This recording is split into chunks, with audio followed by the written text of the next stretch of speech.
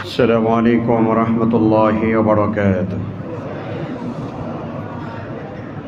الحمد لله رب العالمين، والصلاة والسلام على سيد الأنبياء والمرسلين، سيد الأولين والآخرين، نبينا محمد صلوات الله وسلامه عليه وعلى آله وأصحابه والتابعين ومن تبعهم بإحسان إلى يوم الدين. أما بعد، فاتقوا الله عباد الله. يا أيها الذين آمنوا اتقوا الله حق تقاته ولا تموتن إلا وأنتم مسلمون. إن الله وملائكته يصلون على النبي يا أيها الذين آمنوا صلوا عليه وسلموا تسليما. اللهم صل على محمد وعلى آل محمد كما صليت على إبراهيم وعلى آل إبراهيم إنك حميد مجيد. اللهم بارك على محمد وعلى آل محمد كما باركت على إبراهيم وعلى آل إبراهيم إنك حميد مجيد.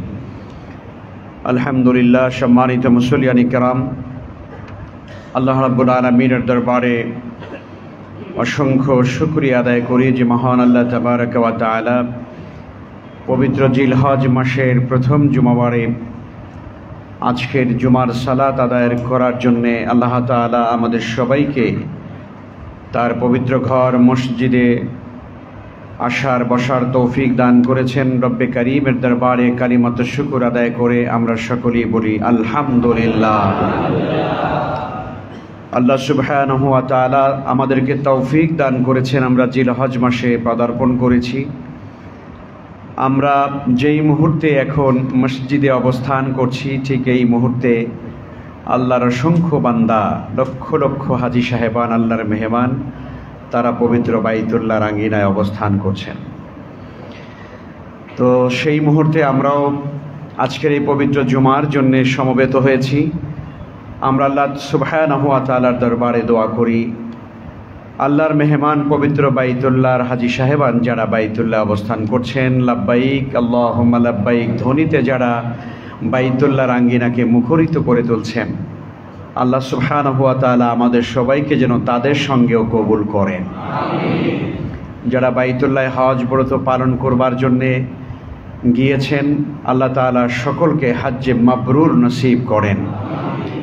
আমরা যারা যেতে পারিনি, আল্লাহ তাআলা আমাদেরকে বাইতুল্লাহর মেহমান হওয়ার তৌফিক দান করেন।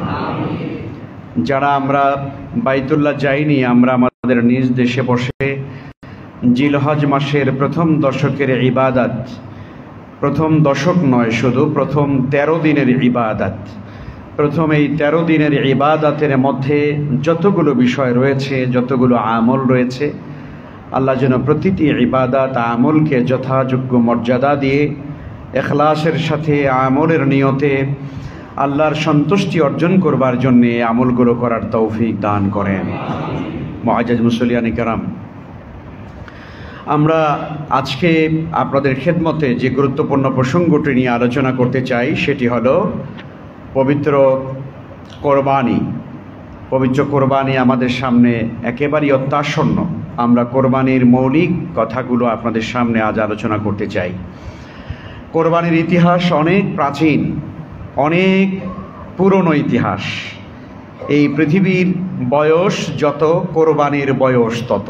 সুবহানাল্লাহ। এই পৃথিবীতে সর্বপ্রথম কোরবানি সংগঠিত হয়েছিল, আপনারা নিশ্চয়ই জানেন, হযরত আদম আলাইহিস সালামের দুপুত্র হাবিল এবং কাবিলের মাধ্যমে এই পৃথিবীতে সর্বপ্রথম কোরবানি সম্পাদিত হয়। সুবহানাল্লাহ। আমরা সেই ঘটনা লম্বা করে বিস্তারিত আলোচনা করব না। হাবিল এবং কাবিলের মধ্যে যখন, তাদের দুই ভাইয়ের মধ্যে যখন কোনো একজন বোন, সম্ভবত তার নাম আকলিমা, এই বোনকে বিবাহ করাকে কেন্দ্র করে যখন তারা দুজনে বিবাদে জড়িয়ে গেল, এই বোন ছিল খুবই সুন্দরী, রূপসী। তো আদম আলাইহিস সালামের সন্তানদের মধ্যে একটা সিস্টেম ছিল জোড়ায় জোড়ায় জন্মগ্রহণ করতেন। সুবহানাল্লাহ। জোড়ায় জোড়ায় জন্মগ্রহণ করতেন, একজন ছেলে আর একজন মেয়ে। তো একজন ছেলে একজন মেয়ে জন্মগ্রহণ করার পরে পরবর্তীতে আবার যখন ছেলে আর মেয়ে হতো, তো এই আগের জন্ম নেওয়া ছেলের সঙ্গে পরবর্তী জন্ম নেওয়া মেয়ে, আবার পরবর্তীতে জন্ম নেওয়া ছেলের সঙ্গে এই আগে জন্ম নেওয়া মেয়ে, এভাবে করে ক্রস করে করে তাদের মধ্যে বিবাহ হতো। কারণ পৃথিবীতে তখন তারা ছাড়া মূলত আর কোনো মানুষ ছিল না। এখন বলবেন যে ভাই বোনের মধ্যে কেমন করে জন্মগ্রহণ হলো, মানে কেমন করে বৈবাহিক সম্পর্ক হলো, এই প্রশ্ন কেউ তুলতেই পারেন দুষ্টামি করে। হ্যাঁ, আসলে আল্লাহ সুবহানাহু ওয়া তাআলা এই পৃথিবীতে মানুষ কিভাবে বংশ বিস্তার করবেন, এভাবে যদি না হয় তাহলে তো কোনো সিস্টেমও ছিল না। এই জন্য আল্লাহ তাআলা পৃথিবীতে মানব জাতিকে ছড়িয়ে দেবেন, আর এই পৃথিবীকে তিনি আবাদ করবেন। এই মানব মণ্ডলী পৃথিবীতে এসে তারা আল্লাহর জমিনকে কি করবে? আবাদ করবে। কি আবাদ করতে আল্লাহ চাইলেন? আল্লাহ বলছেন, ইন্নী জাইলুন ফিল আরদি খলিফা, আমি চাই এই পৃথিবীতে আমার বান্দারা কি হবে? আমার খলিফা হবে। সুবহানাল্লাহ। এই জন্যে আল্লাহ রাব্বুল আলামিন তার খলিফা প্রতিনিধি হিসাবে এই পৃথিবীতে নবী রাসূল এবং তার উম্মতদেরকে পাঠিয়েছেন। খলিফাদের কাজ হলো আল্লাহ তাআলা যা চাচ্ছেন সেটি রিপ্রেজেন্টেটিভ হিসাবে তারা এই পৃথিবীতে সেটিকে এস্টাবলিশ করবে, কায়েম করবে। তো আল্লাহ কি চান? আল্লাহ চান তাওহীদ। আল্লাহর এক নম্বর চাওয়া হলো আল্লাহ জমিনে তাওহীদকে তিনি কায়েম করতে চান। এখন তাওহীদ মানে তো আমরা সবাই জানি, তাই না? তাওহীদ মানে কি?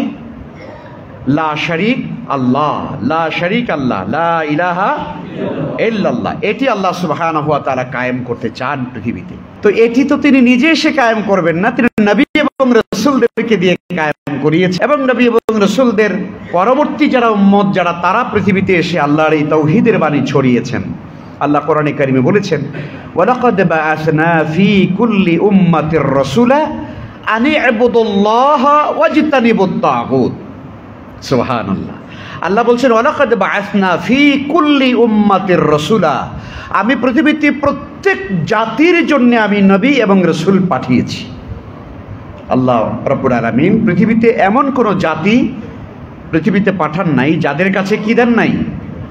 নবী এবং রাসূল পাঠান নাই। অর্থাৎ পৃথিবীতে কোনো মানুষ, কোনো জাতি কাল কিয়ামতের দিন বলবে যে আল্লাহ তুমি আমাদেরকে সৃষ্টি করেছো, কিন্তু আমাদের কাছে কোনো নবী রাসূল, কোনো সুসংবাদদাতা, কোনো ভীতি প্রদর্শনকারী, তোমার পক্ষ থেকে কোনো বার্তাবাহক আমাদের কাছে আসেনি, এ কথা বলার কোনো সুযোগ নাই।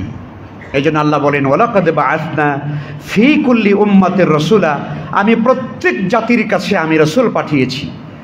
রাসূলরা এসে পৃথিবীতে তার সেই জাতির কাছে এসে কি মেসেজ দিয়েছেন আল্লাহ বলে দিলেন।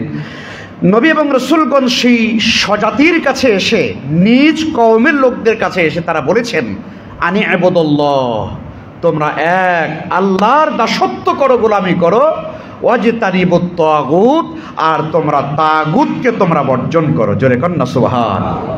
খুব খেয়াল করুন, খুব মনোযোগ দেন, খুব মনোযোগ লাগান। আল্লাহ সুবহানাহু ওয়া তাআলার এটি সর্বজনীন দাওয়াতের এটি এজেন্ডা। আল্লাহ কিন্তু দুনিয়াতে নবী এবং রাসূলদের মাধ্যমে সর্বজনীন যে এজেন্ডা বাস্তবায়ন করেছেন, এটি আয়াতের মধ্যে এসেছে। আল্লাহ বললেন কি? ওয়ালাকাদ বাআসনা ফি কুল্লি উম্মাতির রাসূলা, আমি পৃথিবীর সকল জাতির কাছে, মানে সার্বজনীন সকল জাতির কাছে আমি নবী রাসূল পাঠিয়েছি। আর সবারই একটা এজেন্ডা ছিল, আনি ইবুদুল্লাহ, তোমরা আল্লাহর দাসত্ব করবে, ওয়াজতানিবুত তাগুত, আর তোমরা তাগুতকে বর্জন করবে। তাহলে এজেন্ডা মৌলিকভাবে একটা, কিন্তু এই এক এজেন্ডার ভিতরে আবার আপনার কি বলে এটাকে উপ এজেন্ডা বা উপশিরোনাম, শিরোনামের অধীনে উপশিরোনাম কয়টা? দুইটা। আল্লাহর দাসত্ব করবে আর তাগুতকে কি করবে? বর্জন করবে। এখন খুব ভালো করে বুঝুন, আল্লাহর গোলামি, আল্লাহর ইবাদত, আল্লাহর দাসত্ব, আল্লাহর তাওহীদকে আমরা অনেকেই মানি, কিন্তু তাগুতকে বর্জন করার যে অর্ডারটা আল্লাহ রাব্বুল আলামিন দিয়েছেন, এটা আমরা অনেকেই মানি না। কথা বলেন কি? বুঝেন না আমার কথা? বোধহয় আপনারা তো বুঝলে হ্যাঁ বলেন, না বুঝলে না বলেন। আল্লাহ সুবহানাহু ওয়া তাআলার তাওহীদকে আমরা অনেকেই মানি, আলহামদুলিল্লাহ। আমরা সবাই বলেছি লা ইলাহা ইল্লাল্লাহ। এটার বিরুদ্ধে কেউ যদি কথা বলে আপনি আমি কি চুপ থাকবো? মোটেও না, জীবন দিয়ে দিব লাগলে।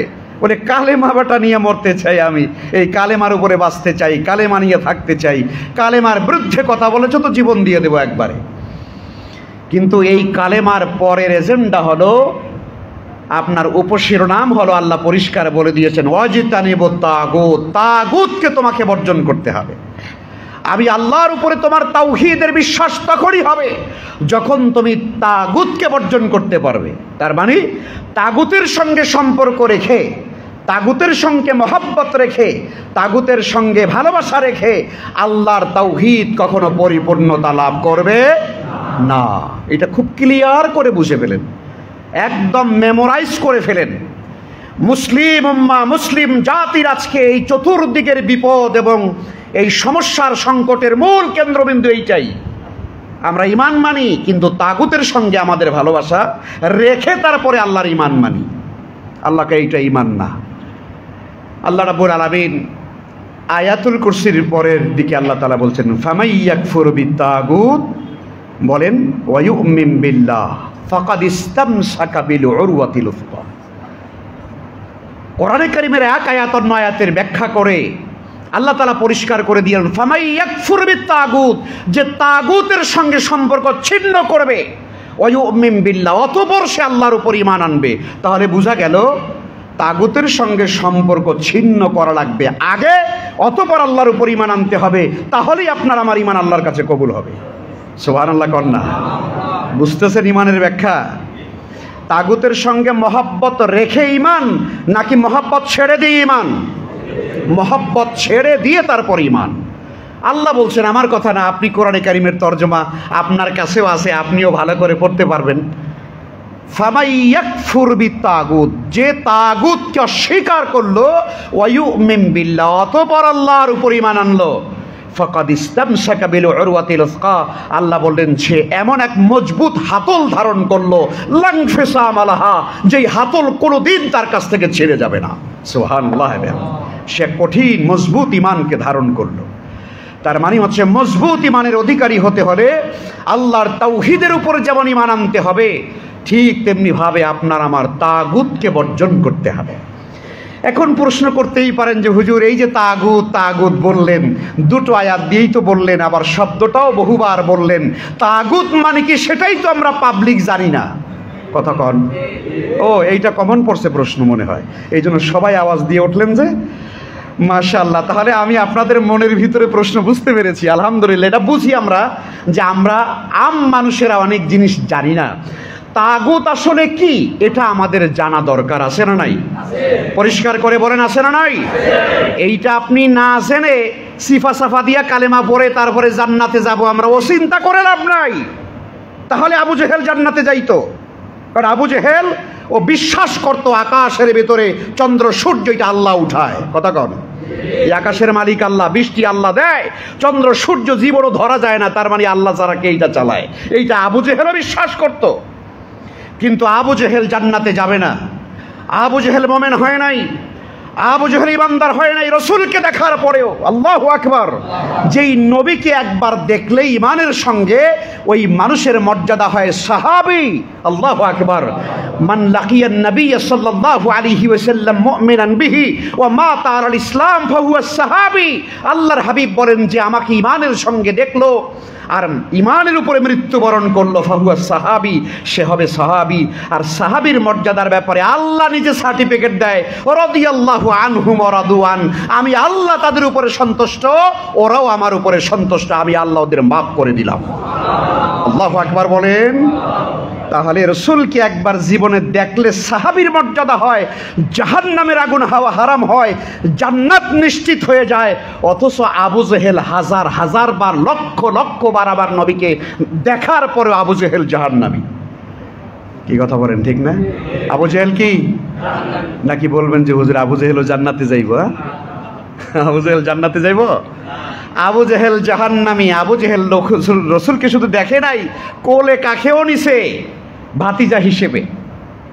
সম্মানিত হাজিরিন, এর মূল কারণ হলো শুধুমাত্র তাওহীদের উপরে বিশ্বাস করলে একজন মানুষের ঈমান হয় না যতক্ষণ পর্যন্ত তাগুতকে কোনো মানুষ অস্বীকার করতে ব্যর্থ হয়।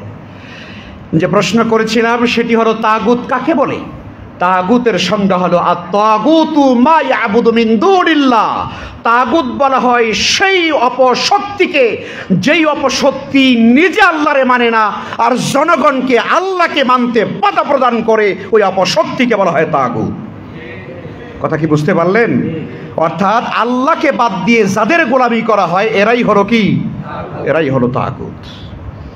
গোলামি হবে আল্লাহর, ইবাদত হবে আল্লাহ, দাসত্ব হবে আল্লাহর।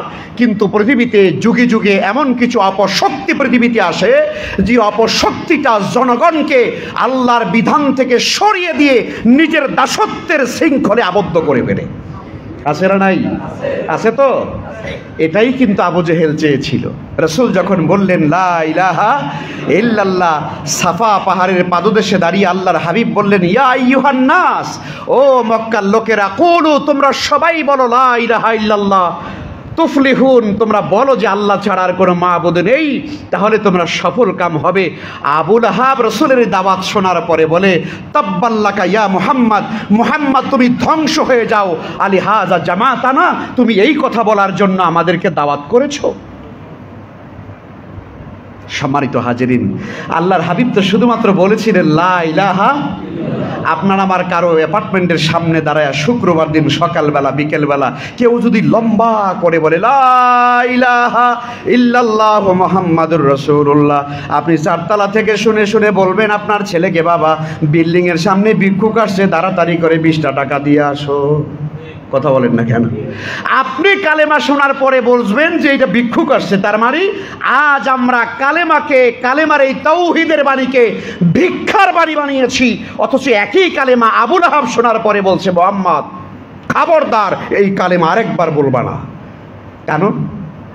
আবু জাহাল কি আবু লাহাবকে এটা বুঝতে পারলো না যে মুহাম্মদ যে কালেমা বলেছে এই কালেমার মানে মুহাম্মদ মনে হয় কোনো বিরিয়ানি চাচ্ছে, মনে হয় বিরিয়ানি, ভালো করে একটু বিরিয়ানি খাওয়াই দাও মুহাম্মদের। আবু লাহাব ঠিকই বুঝতে পেরেছে মুহাম্মাদুর রাসূলুল্লাহ সাল্লাল্লাহু আলাইহি ওয়াসাল্লাম যেই কালেমা পড়েছেন এক বিপ্লবী কালেমা। এই কালেমার দ্বারা বোঝা গেছে আরবে আমাদের কায়েমি স্বার্থবাদিতা আর টিকবে না। আমাদের দাসত্বের যেই আমরা কি বলে আমরা যে মানে জিনিস তৈরি করে ফেলেছি মানুষকে দাস বানিয়ে রাখার জন্য, যে সিস্টেম আমরা করেছি, মুহাম্মাদের এই কালেমা সাল্লাল্লাহু আলাইহি ইসলামের এই কালেমা সেটাকে চিরতরে চুরমার করে দিবে। জোরে কোন আল্লাহু আকবার।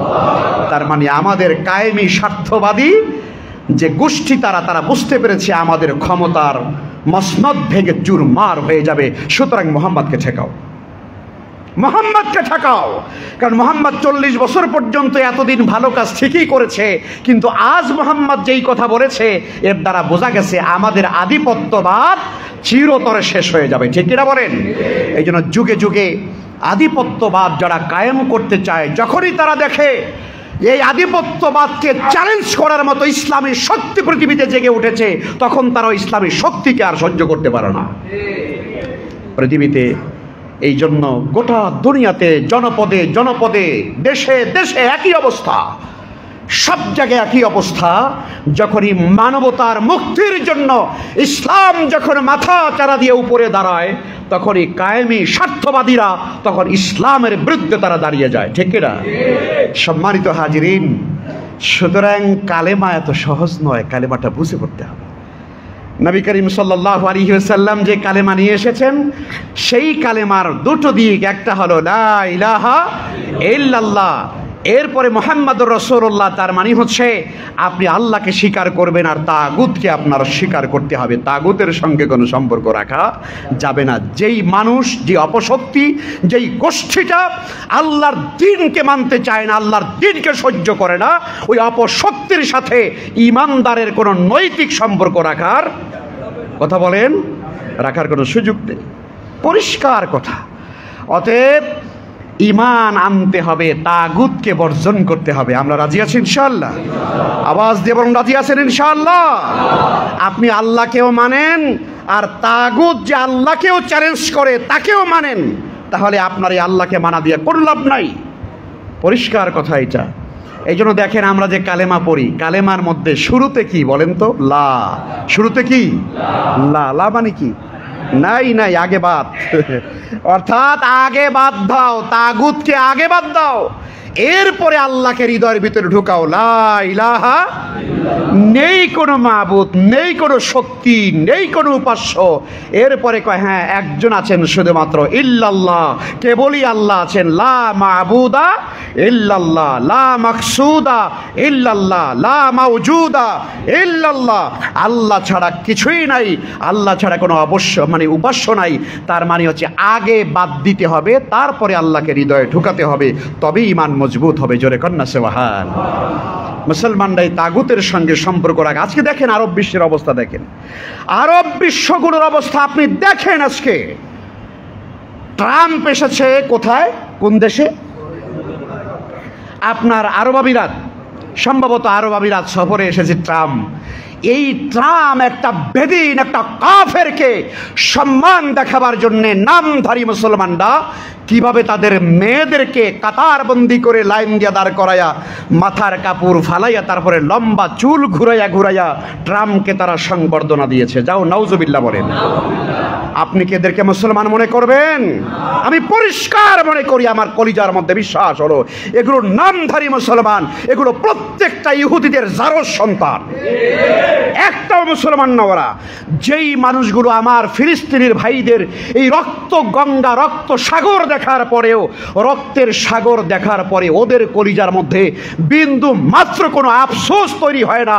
আল্লাহে আল্লাহর কসম, মুসলমানরা ওরা মুসলমান না, ওরা মুসলমান নামদারি মুসলমান, বেশে ওরা ইহুদি, কোনো সন্দেহ নাই ওরা ইহুদি। ওরা ইহুদিদের যারা সন্তান, ওরা মুসলমানদের সাম্রাজ্যগুলোকে ধ্বংস করে দেওয়ার জন্যে ইহুদিদের মেয়েদেরকে ওদের পিছনে লেলিয়ে লেলিয়ে দিয়ে ওই মেয়েদের পিছনে ওরা, মেয়েদের পেটে ওরা ইহুদি সন্তান জন্ম দিয়েছে। আজ আপনি যদি এটাই না হবে, তাহলে আজ ফিলিস্তিনের অবস্থা এরকম কেন? মুসলমানরা যদি সারা পৃথিবীতে একবার হুঙ্কার দেয়, 57-58টি মুসলিম রাষ্ট্র যদি একবার হুঙ্কার দেয়, আমার মনে হয় পৃথিবীতে এই সামান্য গুটি কয়েক ইহুদি ওরা পৃথিবীতে কোথাও দাঁড়াবার জায়গা পাবে না। ঠিক কিনা বলেন? অতএব আমার কথাটাকে একটু মিলিয়ে নেন। আল্লাহ পরিষ্কারে বলেছেন, যারা তাগুতের সাথে যারা সম্পর্ক রাখে ওরা মুসলমান নয়। আজ ইহুদিদের বিরুদ্ধে কথা বলার মতো সাহস, সামান্য সাহস আজ আরব দেশগুলোতে নাই। আমরা দেখলাম আজ সৌদি আরবে পর্যন্ত, সৌদি আরবিয়ার গভর্নমেন্ট পর্যন্ত সেখানে আজ মদ্যপানকে তারা হালাল ঘোষণা করেছে। নাউযুবিল্লাহি মিন যালিক। আল্লাহর ঘর শুধুমাত্র সেখানে আছে বলে আজ আমাদের সেখানে যেতে হয়। পবিত্র বাইতুল্লাহ, মসজিদে হারাম এবং মসজিদে আন-নববিয়্যা শরীফ আজ আল্লাহর হাবিবের রওজা মুবারক মদিনা মুনাওয়ারাতে আছে বলে আজ মুসলমানরা সৌদি আরবে যায়, না হলে মুসলমানরা সৌদি আরবে থুথুও নিক্ষেপ করতো না। ঠিক কিনা বলেন? ওদের যে চরিত্র, ওদের যে আখলাক, ওদের যে ইমানের যে অবস্থা, আজ মুসলমানরা কোনোদিন সৌদি আরবে যাওয়ার কথা না। সম্মানিত হাজিরিন, এটাই হলো তাগুতি শক্তি, এরাই হলো তাগুতি শক্তি, যারা মুসলমানদেরকে শেষ করে দিচ্ছে, কিন্তু এর বিন্দু মাত্র কোনো কষ্ট ওদের মধ্যে লাগে না। এই জন্য সম্মানিত হাজিরিন, এইরকম দুনিয়ার গাজা আর ফিলিস্তিন শুধু পৃথিবীতে একটা নয়, দুনিয়ার জনপদে জনপদে অসংখ্য গাজা তৈরি হয়ে গেছে এবং ভবিষ্যতে হওয়ার পরিকল্পনা চলছে। ঠিক কিনা বলেন? ভবিষ্যতে অসংখ্য গাজা হওয়ার, আপনার গাজা হওয়ার পরিকল্পনা কিন্তু চলছে। এই বাংলাদেশ সেই সম্ভাবনা, আশঙ্কা থেকে কিন্তু দূরে নয়। এই বাংলাদেশে আশঙ্কা থেকে মোটেও দূরে নয়। আজ আমরা শান্তিপূর্ণভাবে এই বাংলাদেশে আমরা বাস করি, জুমার নামাজ পড়ি, আমরা বিবাহ উৎসবে যাই, আনন্দ করি, সন্তানদেরকে নিয়ে থাকি, ব্যবসা বাণিজ্য করি, চাকরি বাকরি করি। আপনি মনে করবেন না এই শান্তিপূর্ণ অবস্থা বাংলাদেশে সারা জীবন থাকবে। পৃথিবীতে আজ ইহুদি এবং খ্রিস্টানরা এবং মুশরিকেরা, আধিপত্যবাদী গোষ্ঠীরা এই পবিত্র বাংলাদেশকে, এই সবুজ বাংলাদেশ নিয়ে ওদের সে আপনার কি বলে শোন দৃষ্টি কিন্তু আমাদের বাংলাদেশের উপরে পড়ে আছে। ঠিক কিনা বলেন? এই ব্যাপারে আপনাদের সজাগ হতে হবে, সচেতন থাকতে হবে। আমি আজ যদিও এই বিষয়ের উপরে আলোচনা করতে চাইনি, তারপরও কেন যেন হয়ে গেল। আল্লাহ তাআলা যেন আমাদের সবাইকে ঈমান বোঝার তৌফিক দান করেন। মুসলমান আমরা সবাই ইমানের প্রশ্নে এক এবং অভিন্ন থাকবো ইনশাআল্লাহ। কালেমার ব্যাপারে আমরা এক এবং অভিন্ন থাকবো ইনশাআল্লাহ। এই ব্যাপারে কোনো আপোষ করা যাবে না। আপোষ করলে হয়তো আপনি আমি মরে যাব, কিন্তু আপনার আমার সন্তানরা দাসত্বের জীবন যাপন করবে বাংলাদেশে। ওরা দাস হয়ে থাকবে, ওরা স্বাধীন নাগরিক হয়ে বাঁচতে পারবে না এই দেশে, ওরা দাসত্বের জীবন যাপন করবে। এই জন্যে আমরা আমাদের এই ভূখণ্ডকে চাই কালেমার ভিত্তিতে পরিচালিত করতে ইনশাআল্লাহ। এই বাংলাদেশে সুন্দর একটি বাংলাদেশ, কল্যাণ রাষ্ট্র যেন তৈরি হয়, এই জন্য আপনাকে আমাকে সজাগ সচেতন থাকতে হবে। রব্বে কারীম আমাদের সবাইকে হেফাজত করুন, আমরা বলি আমিন। আমি আজ কোরবানি নিয়ে এই কথা বলতে চেয়েছিলাম। হযরতে আদম আলাইহিস সালাম তার দুই পুত্র হাবিল এবং কাবিল দুজনের ভিতরে যখন ঝগড়া হলো, তখন আল্লাহর পক্ষ থেকে ফয়সালা করার জন্য আল্লাহ তাআলা আদম আলাইহিস সালামকে বললেন, কে হকের পথে আছে, কে ন্যায়ের পথে আছে প্রমাণ করার জন্য আপনি বলেন দুই ভাই যেন কি করে, কোরবানি করে। তখন কোরবানি করার জন্য কোনো পশু ছিল না। তখন পৃথিবীতে ওনাদের যে মাল সামানা, যা কিছু জীবন ধারণের জন্য যা কিছু ছিল, ওটাকেই তারা কোরবানি হিসেবে এক খোলা চত্বরের ভিতরে, খালি চেটিয়াল ময়দানে, খোলা প্রান্তরে এটাকে রেখে আসলো দুই ভাই আল্লাহর হুকুমে। তো যার কোরবানি কবুল হলো, তখন কি হলো, আকাশ থেকে আগুন এসে যার কোরবানি যে ন্যায়ের পথে আছে তার ওই মাল সামানাকে কি করে দিল, জ্বালিয়ে দিল, ভস্ম করে দিল। তখনই প্রমাণিত হলো যে আল্লাহ তার কোরবানি কবুল করেছেন, সে ন্যায়ের পথে আছে। দেখা গেল হাবিল এবং কাবিল দুজনেরই সামর্থ্যের ভেতর থেকে তাদের যার যা ছিল খোলা মাঠে তারা রেখে আসছে। হযরতে আদম আলাইহিস সালামের পরামর্শ মোতাবেক দেখা গেল হাবিলের যে জিনিস ছিল কোরবানিকৃত দ্রব্য, আসমান থেকে এক খণ্ড আগুন এসে তারটাকে জ্বালিয়ে দিল, আর কাবিলেরটা খালি ময়দানে পড়ে থাকলো। জোরে কান আল্লাহু আকবার। তখন কি হলো, তখন আল্লাহ রাব্বুল আলামিন বললেন, ইন্নাল্লাহা ইয়াতাকাব্বালু মিনাল মুত্তাকিন। আল্লাহ তাআলা বললেন দুজনের ভিতরে মুত্তাকি হলো হাবিল, সে ন্যায়ের পথে ছিল।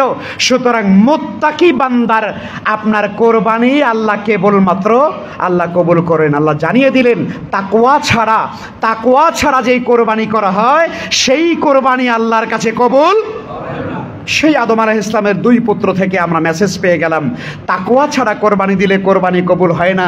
গাবতলির বাজার থেকে 3 লাখ টাকা, 3.5 লাখ, 4 লাখ, 5 লাখ টাকা দিয়ে গরু কিনেছেন, কিন্তু টাকাটা আপনার হারাম টাকা, চাঁদাবাজির টাকা, মাস্তানি করা টাকা, কালোবাজারি করা টাকা, আপনার সুদের টাকা, ঘুষের টাকা দিয়ে যদি এই 5 লাখ টাকা দিয়ে আপনি কোরবানি করেন, আল্লাহ পরিষ্কার বলে দিয়েছেন তোর কোরবানি আমি আল্লাহর কাছে কবুল হবে না। না কবুল হবে না? আল্লাহ দেখবে যে বিশাল গরু, তো ঠিক আছে দে, চালায় দে, কি হবে নাকি? এটা হবে। পরিষ্কার ভাষায় বুঝে নেন, আজ দুনিয়াতে আমরা এই সকল ইবাদত বন্দেগী করতে গিয়ে আমাদের মধ্যে রিয়া কাজ করে, আছে না নাই? রিয়া কাজ করে, মানুষকে বলে বেড়াই আমরা, তাই না? কোরবানি এরপর গরু কিনে আবার ফেসবুকে ক্রিং ক্রিং করে ছবি তুলে আবার দিয়ে দেই, পাবলিক জাতি দেখবে যে আমি কত টাকা দিয়ে গরু কিনেছি। আচ্ছা ভাই, আমরা কোরবানি করছি কার জন্য বলেন তো? সবাই বলেন। ঘটনা কি সত্যি? আসলে সত্যি আল্লাহর জন্য। যদি আল্লাহর জন্য হয় তাহলে আপনার আমার পশুটা কত বড় না কত ছোট, কত লাখ টাকায় কিনেছি, এইটা পৃথিবীর কোন মানুষকে দেখাবার দরকার আছে? কে দেখবেন? আল্লাহ রাব্বুল আলামিন দেখবেন। সুতরাং আল্লাহ তাআলা সেটাই বলেছেন, কুল ইন্না সালাতি ওয়া নুসুকি ওয়া মাহইয়ায়া ওয়া মামাতি লিল্লাহি রাব্বিল আলামিন। নবী আপনি বলুন, নিশ্চয় আমার নামাজ, আমার কোরবানি, আমার জীবন, আমার মরণ কার জন্যে? আল্লাহ তাআলার জন্য। সুতরাং কোরবানি আমরা যারা করব, 1 নম্বর মেসেজ হলো কোরবানি করার টাকাটা যেন হালাল টাকা হয়। নাকি বলেন? নাকি মানে কিছু হালাল কিছু হারাম এগুলো আল্লাহ দিশা পাইব না আর কি, কিছু মিলে টিলে দিলে অসুবিধা নাই তো? অসুবিধা আছে? আল্লাহ ধরতে পারবে? আচ্ছা, তাহলে পরে একটু সতর্ক হওয়ার চেষ্টা করি। সম্মানিত হাজিরিন, এটা ব্যাপারটা এরকম, আপনার বাড়িতে একজন ভালো মেহমান এসেছে, ধরুন আপনার জীবনে সবচাইতে গুরুত্বপূর্ণ একজন মেহমান, আপনি যাকে অনেক রেসপেক্ট করেন, অনেক সম্মান করেন, এমন একজন মানুষ আপনার বাড়িতে মেহমান হিসেবে এসেছে। আচ্ছা, মেহমান যত সম্মানিত হয় আমরা কি করি? মেহমানকে মেহমানদারি করবার জন্যে তার সামনে যা কিছু নেই, তাই না, আমরা সেটা তত বেশি সুন্দর করে নেই, তত বেশি ভালো একটা জিনিস আমরা তার সামনে নেই। শুধু তাই না, একজন ভালো মেহমান আসলে তখন চিন্তা করি এই মেহমানটা কখনোই আমার বাড়িতে আসে নাই, বিছানার চাদরটা উঠিয়ে দেই, নতুন একটা সুন্দর বিছানার চাদর বিছায় দাও, কথা কন, দুইটা বালিশ দাও, বালিশের উপরে সুন্দর একটা তোয়ালে দাও, কথা বলেন না। এই যে তাহলে মেহমান যত সুন্দর হয় তার জন্য আপ্যায়নটাও তত সুন্দর হয়। তাহলে আল্লাহ সুবহানাহু ওয়া তাআলা আমাদেরকে বলেছেন যে তোমরা কোরবানি করো আমার জন্যে। কার জন্যে? ফাসাল্লি লিরাব্বিকা ওয়ানহার, তোমরা আল্লাহর জন্যে সালাত আদায় করো, আল্লাহর জন্যে কোরবানি করো। তাহলে কোরবানিটা হচ্ছে আল্লাহর জন্য, তাই না? এবারে আসেন, আল্লাহ বলছেন যে আমার জন্য করো, তো আল্লাহর জন্য যখন আমরা করছি, আল্লাহ আমাদের বড় মেহমান, আল্লাহর জন্য আমরা করছি, তাহলে আল্লাহ তাআলার সামনে আমি যে জিনিসটা উপস্থাপন করব সেটা আমার অনেক সুন্দর, অনেক ভালো, অনেক পরিচ্ছন্ন, অনেক পবিত্র হওয়া উচিত কিনা? অবশ্যই উচিত। আমি যদি আল্লাহ আমার মেহমান, আল্লাহর সামনে আমি একটা জিনিস প্রেজেন্ট করছি কিন্তু আমার জিনিসটা অপবিত্র, দুর্গন্ধযুক্ত, আপনি মেহমান ঘরে এসেছে একটা খাবার দিলেন, কথার কথা, কিন্তু আপনার খাবারটা পচা, গন্ধ কয়, বিছানার চাদর থেকে গন্ধ আসে, মেহমান বেশি সময় বসতে চাইবে না, বলবে না এখানে থাকা যাবে না, তাই না? তাহলে মেহমান যত গুরুত্বপূর্ণ তার সামনে আমরা উপস্থাপন করি তত সুন্দর করে।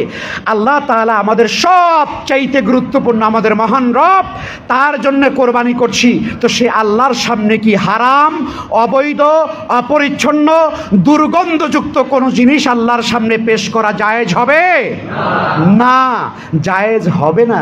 এই জন্য রাসূলুল্লাহ সাল্লাল্লাহু আলাইহি ওয়াসাল্লাম পরিষ্কার করে দিয়েছেন, ইন্নাল্লাহা তাইয়্যিবুন লা ইয়াকবালু ইল্লা তাইয়্যিবা, আল্লাহ তাআলা পবিত্র, আর আল্লাহ তাআলা পবিত্র ছাড়া কোনো অপবিত্র জিনিস আল্লাহ গ্রহণ করেন না। সুবহানাল্লাহ বিহামদি। এই জন্যে আল্লাহর জন্য আমরা কোরবানি করছি, আমাদের কোরবানি যেন হয় হালাল টাকায়। রাজি আছি ইনশাআল্লাহ? যদি হালাল টাকা দিয়ে 7 ভাগের 1 ভাগ কোরবানি দেন, কোনো ক্ষতি আছে? কথা কন, ক্ষতি আছে? 1 ভাগও দিতে পারলেন না, একটা ছাগল বকরি দিলেন, ক্ষতি আছে? কোনো সমস্যা নাই, হালাল টাকা দিয়েছেন আপনি, আল্লাহ দেখবেন আমার বান্দা হালাল টাকায় দিয়েছে। একজন মানুষের তাকওয়া থাকলে পরে, একজন মানুষের ঈমান থাকলে পরে, একজন মানুষের বিশুদ্ধ নিয়ত থাকলে পরে দুনিয়াতে আল্লাহ কত সম্মানিত করেন। সেই যে বিমান যাকে ছেড়ে দিয়ে চলে গেল, কথা বলেন না, সেই হাজী সাহেব আমের, নাম কি? আমের, আমের হাজী সাহেব আল্লাহর জন্য কত সুন্দর নিয়ত করেছে বাইতুল্লাহ যাবে হজ করতে, কিন্তু সে সময় মতো বিমানে উঠতে পারে নাই। বিমান কি করেছে? ছেড়ে দিয়ে চলে গেছে। বিমান ছেড়ে দিয়ে চলে যাওয়ার পরে বিমান এখন আবার আসছে, কারণ দেখতেছে যে বিমান যাচ্ছে না। আল্লাহু আকবার বলেন। বিমান যথাযথভাবে কাজ করছে না, বিমান আগাচ্ছে না।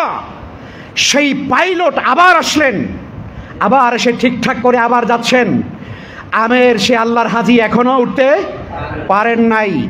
দ্বিতীয়বার বিমান উড্ডয়ন করার পরে বিমান আবারও যাচ্ছে না। তখন ওই পাইলটের মনের ভিতরে আল্লাহ তাআলা এই এলেম তার ভিতরে এলকা করে দিয়েছেন যে আমের হাজী সাহেবকে রেখে তুমি যাচ্ছ, ওই আল্লাহর বান্দাকে না নেওয়া পর্যন্ত তোমার বিমান আল্লাহর ঘরে যাবে না। জোরে করে আল্লাহু আকবার।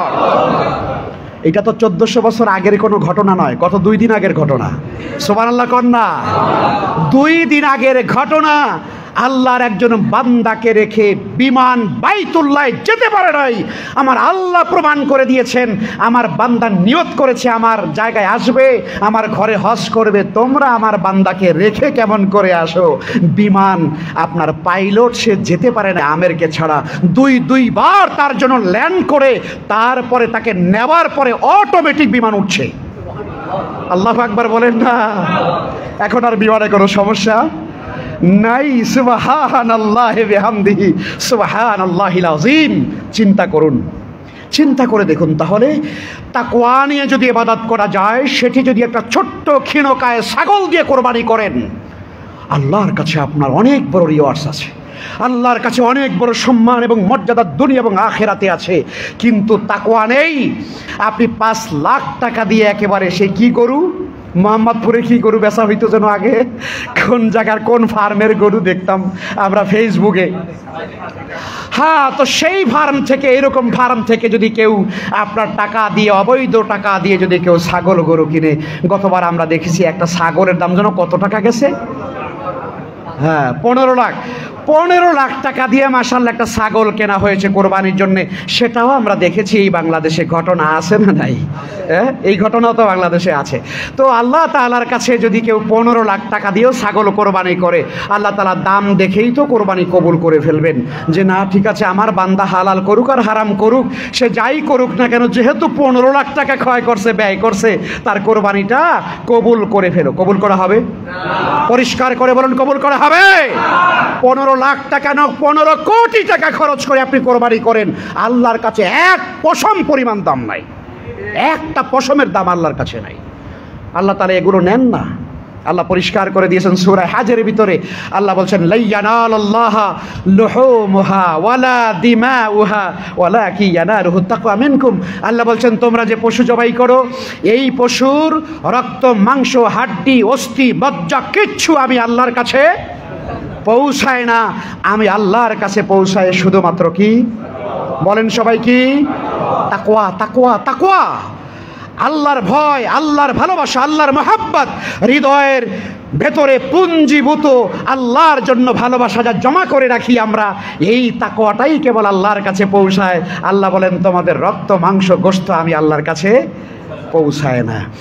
সম্মানিত হাজিরিন, মুআজ্জাজ মুসল্লিয়ানে কেরাম, আমি সবার কাছে বিনয়ের সঙ্গে অনুরোধ করব, হৃদয়ের সবটুকুন ভালোবাসা, শ্রদ্ধা নিবেদন করে আপনাদের কাছে আমি আবেদন রাখতে চাই, আমরা যারা কোরবানি করার নিয়ত করেছি, আমরা হালাল টাকা দিয়ে কোরবানি করব, আল্লাহর সন্তুষ্টির জন্য কোরবানি করব। রাজি আছেন ইনশাআল্লাহ?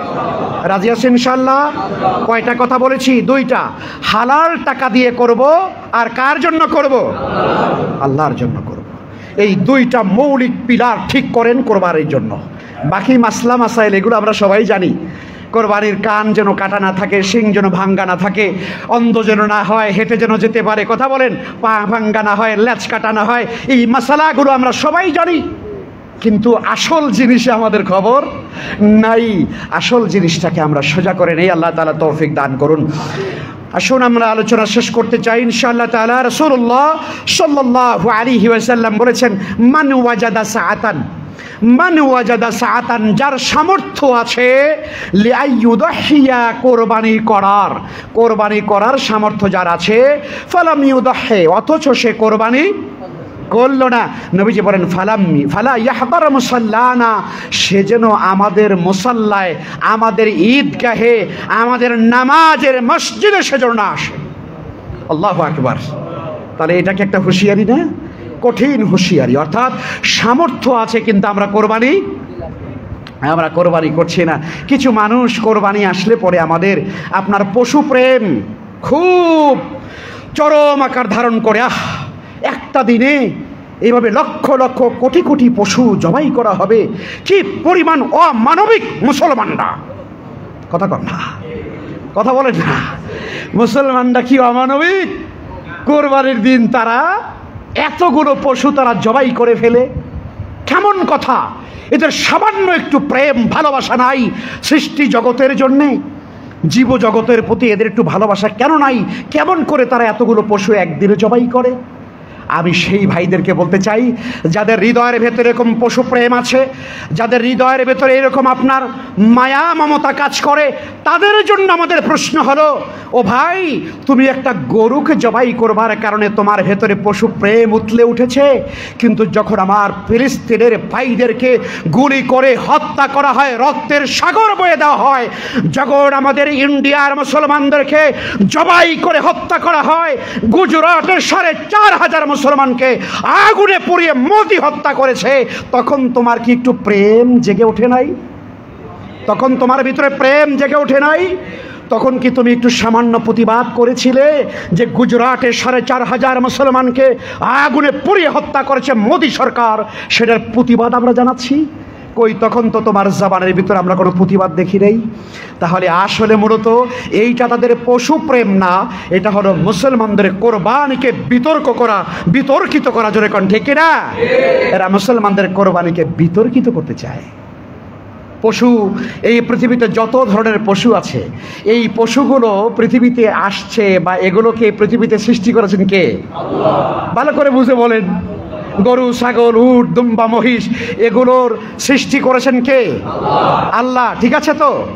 আচ্ছা, তাহলে কোরবানি বিধান এটা কার? আল্লাহ। এটাও আল্লাহর।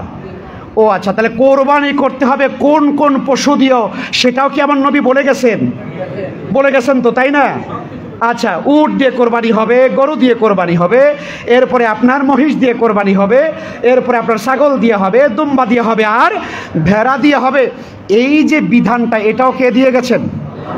নবীজি দিয়েছেন, আল্লাহ তাআলা দিয়েছেন নবীজির মাধ্যমে। তাহলে পশু আল্লাহর, কোন কোন পশু দিয়ে কোরবানি হবে সেটাও আল্লাহ আমার নবীর মাধ্যমে বলে দিলেন, আবার কোরবানি করার বিধানটাও আল্লাহ দিয়ে দিলেন।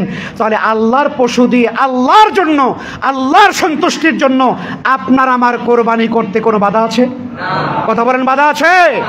অতএব যারা পশু প্রেম দেখায় কোরবানি আসলে বোঝা যায় আসলে তাদের পশু প্রেম না, এটার পেছনে তাদের গভীর আপনার মানে অন্য কোনো জাতির প্রতি তাদের মানে প্রেম এবং মমতা উতলে উঠে কোরবানি আসলে।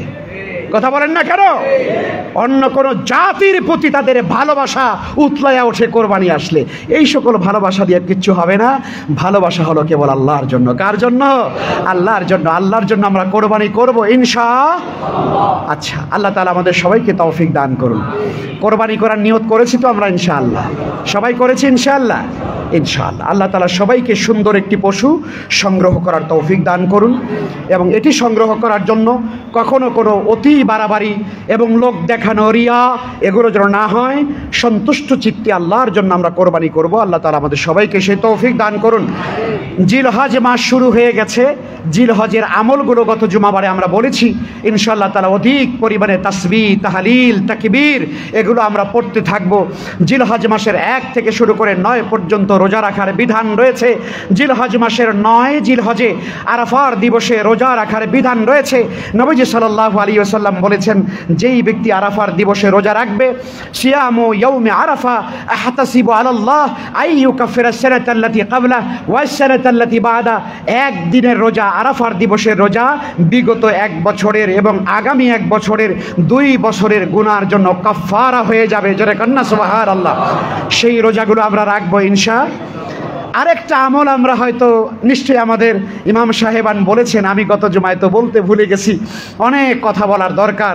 এইটা এখন বললে বলবেন হুজুর এটা তো গত জুমায় বলা দরকার ছিল, তারপরও বলে দেই। হুজুররা হয়তো বলেছেন, নবীজি সাল্লাল্লাহু আলাইহি ওয়াসাল্লাম বলেন, ইদা রাআইতুম হিলালা জিলহজ্জা, যখন তোমরা জিলহজ মাসের চাঁদ তোমরা দেখবে, ও আরাদা আহাদুকুম আইয়ুদহিয়া, এবং তোমাদের মধ্যে যারা কোরবানি করার নিয়ত করবে, ফালিয়ুমসিক আন শা'রিহি ওয়া আযফারিহি, তারা তাদের চুল এবং নখগুলো যেন রেখে দেয়, এটা যেন আর তারা না কাটে। জোরে কন্না সুবহানাল্লাহ।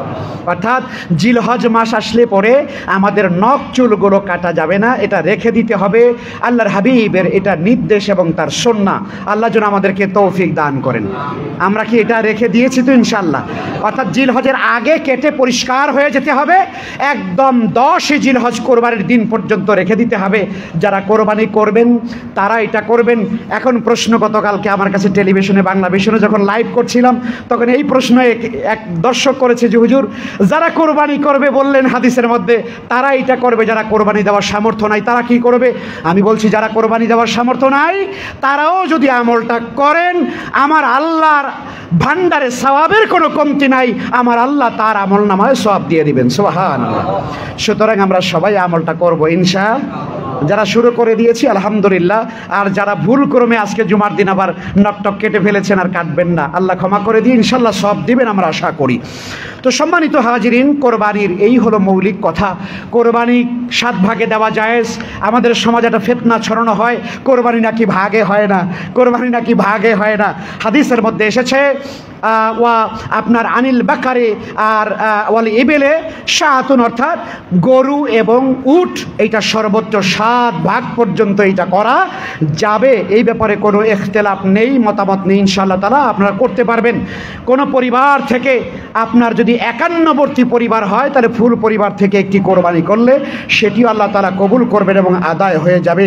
কোরবানির গোশতগুলো শুধু নিজেরা খাওয়া নয়, প্রতিবেশী এতিম অসহায় আমাদের যারা আছেন আত্মীয় স্বজন তাদের মধ্যেও কোরবানির গোশতটা বন্টন করা দরকার আছে না নাই? ইনশাআল্লাহ এটা আমরা করব। কোরবানির চামড়াটা ইনশাআল্লাহ আমরা আশা করি এবার কিছু দাম হয়তো পাওয়া যাবে, আশা করি আমরা। বিগত বছরগুলোতে আমরা দেখেছি কোরবানির চামড়া নিয়ে যেই সিন্ডিকেট করা হয়েছে, মাদ্রাসাগুলো রাস্তায় বসে গেছে এই কোরবানির চামড়া নিয়ে কান্না করা ছাড়া কিছুই করার ছিল না। আপনারা দেখেছেন কি পরিমাণ নিদারুণ কষ্ট ছিল এই চামড়া শিল্পের উপরে। এবারে সরকার ইতিমধ্যেই তারা সিদ্ধান্ত গ্রহণ করেছে চামড়াগুলো রপ্তানি করবার ব্যাপারে, চায়নাতে তারা রপ্তানি করবে বলে ঘোষণা দিয়েছে। তাহলে আমরা আশা করি এবার ভালো দাম পাওয়া যাবে।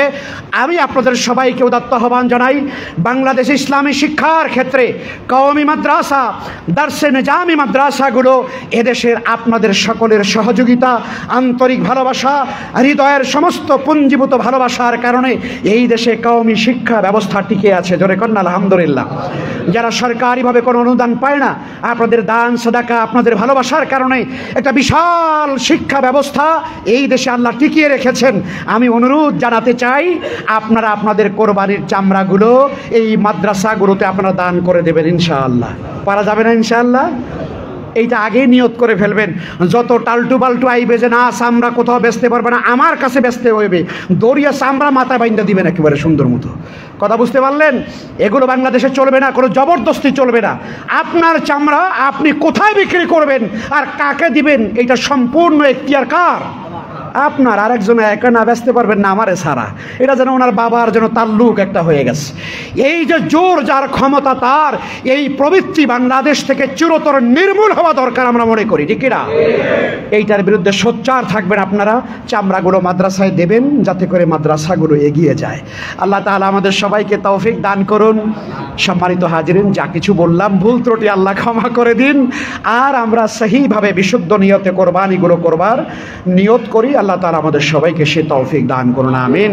আল্লাহ তাআলার দরবারে তৌফিক কামনা করে আপনাদের সকলের সুস্বাস্থ্য কামনা করি এবং আল্লাহ তাআলা সকলকে যেন সুন্দরভাবে কোরবানি করার তৌফিক দান করেন সেই দোয়া করি। ও আখির দাওয়ানা আনিল হামদুলিল্লাহি রাব্বিল আলামিন।